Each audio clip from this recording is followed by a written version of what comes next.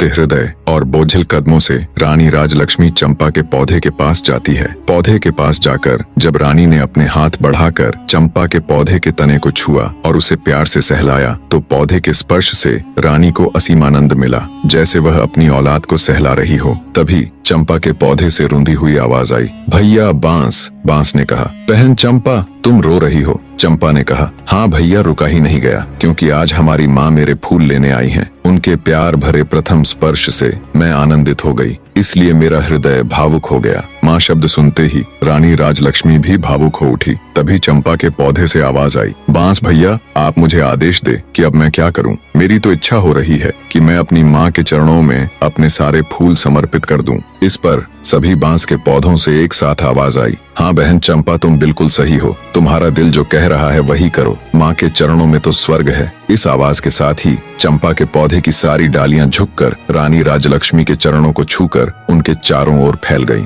और रानी के ऊपर पुष्प वर्षा होने लगी। ये देखकर वहां मौजूद सभी लोग बहुत हैरान थे। वो बिना पलक झपकाए इस असीम पल का आनंद ले रहे थे। राजा जय सिंह का भी मुंह खुला का खुला रह गया। बड़ी रानियों ने जब ये नजारा देखा तो वो पैरों से लेकर सिर तक जल भुन गई। उनके दुख की कोई सीमा नहीं थी। इधर रानी राजलक्ष्मी तो जैसे सब भूलकर असीम आनंद के सागर में गोते लगा रही थी। उनके सिर से पांव तक चंपा के पुष्प भरे हुए थे। रानी राजलक्ष्मी एक सांस आंसू बहाते हुए चंपा की डालियों को अपने हाथों से पकड़े सहलाए जा रही थी। ये नजारा देख गांव के सभी लोग हैरान थे। राजा जय सिंह से जब ये सब देखकर रुका नहीं गया तो वे चंपा के पौधे के नजदीक आए और बोले, हे जादुई पौधे, तुम यह बताओ कि तुम कौन हो? तुम देव हो, किन्नर हो या किसी अन्य लोक के प्राणी हो? तुमने किसी को भी अपने फूलों को छूने भी नहीं दिया, परंतु अब छोटी रानी की बाहों में बंद कर उनके ऊपर पुष्प वर्षा कर रही हो। इसके पीछे क्या कारण है? हे पौधों, अब ये राज मेरी बर्दाश्त के बाहर हो रहा।